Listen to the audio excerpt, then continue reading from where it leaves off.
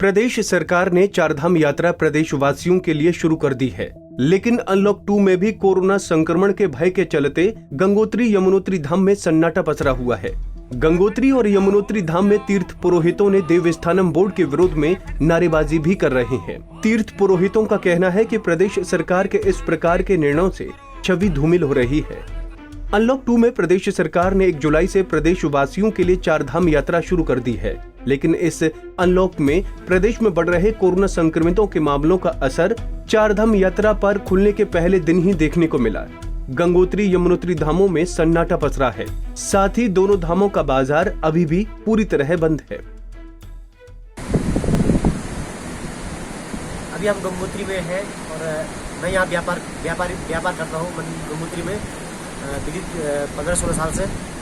और इस बार कोरोना की महामारी से इस बार गंगोत्री की यात्रा बंद की गई है। पूरी दुकानें, लॉज, होटल ये सारे बंद किए गए हैं। और हम सरकार से निवेदन चाहते हैं कि हमारी जो पीक सीजन थी मई जून, वो तो चले गई। अब कोई फायदा नहीं।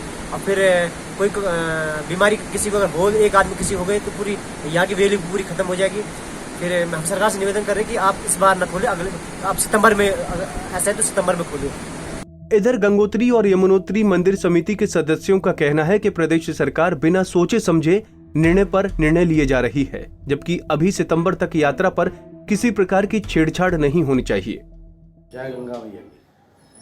गंगोत्री धाम में माँ भगवती गंगा की जो पूजा अर्चना है वो निरंतर चल रही है। 6 बजे मंगल आरती होती है और 9 बजे हम लोग बाहर का चैनल लगा देते हैं, क्योंकि जो सरकार बेहुदा और बिना सोचे समझे जो फैसले ले रही है उसके हम विरोध में है। सारी गंगोत्री धाम बंद है, कोई दुकान खुला है, न कोई होटल खुला है। और मंदिर को भी हम सुबह 9 बजे चैनल को लगा देते हैं। न तो वहाँ पर कोई पितृकर्म होना है, न कोई तीर्थकर्म होना है। तो मैं समझ नहीं पा रहा हूँ कि इस माह में, जुलाई में, सरकार को क्या अपने नंबर बनाने के लगी हुई है कि हम चारों धाम को खोल रहे हैं। हम इसका घोर विरोध करते हैं और निश्चित तौर पर हम चाहेंगे यात्री अपने घरों में रहें। और कावड़ भी बंद है तो निश्चित तौर पर यात्री अपने घरों में रहें। और माँ भगवती गंगा के सितंबर में जब व्यवस्थाएं जब ठीक हो जाएगी तो यात्री वहाँ पर पधारेगा और मौसम भी सुहाना हो जाएगा। जय गंगा भैया। वहीं तीर्थ पुरोहितों का ये भी कहना है कि सरकार ने यात्रा तो खोल दी है, लेकिन अगर धामों में यात्री आते हैं तो उसके लिए किसी प्रकार की व्यवस्था नहीं है, जबकि तीर्थ विधान ही पूरे नहीं होने हैं तो ऐसी यात्रा का क्या फायदा। यमुना मैया की, मैं पुरुषोत्तम उनियाल, पूर्व सचिव मंदिर समिति यमुनोत्री।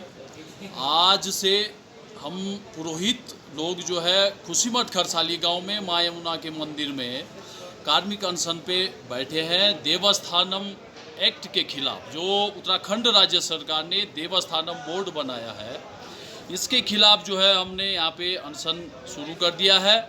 और हम चाहते हैं, माँ यमुना से प्रार्थना भी कर रहे हैं कि उत्तराखंड सरकार इसमें हार जाए और सुब्रमण्यम स्वामी हमारे जो लड़ रहे हैं हमारी तरफ से, वो जीत जाएं। हम ये भी प्रार्थना कर रहे हैं चार धाम से। और जो चार धाम की यात्रा अभी संचालित कर रही है उत्तराखंड सरकार, इसको हम चाहते हैं कि अभी न खोले, क्योंकि अभी कोरोना महामारी से निजात नहीं मिला है। और इसी के चलते आप लोग जो है मंदिरों में, पूरे गांव-गांव में अगर संक्रमण फैला देंगे तो कैसे चलेगी यात्रा और किस प्रकार से लोग जीवित रह पाएंगे।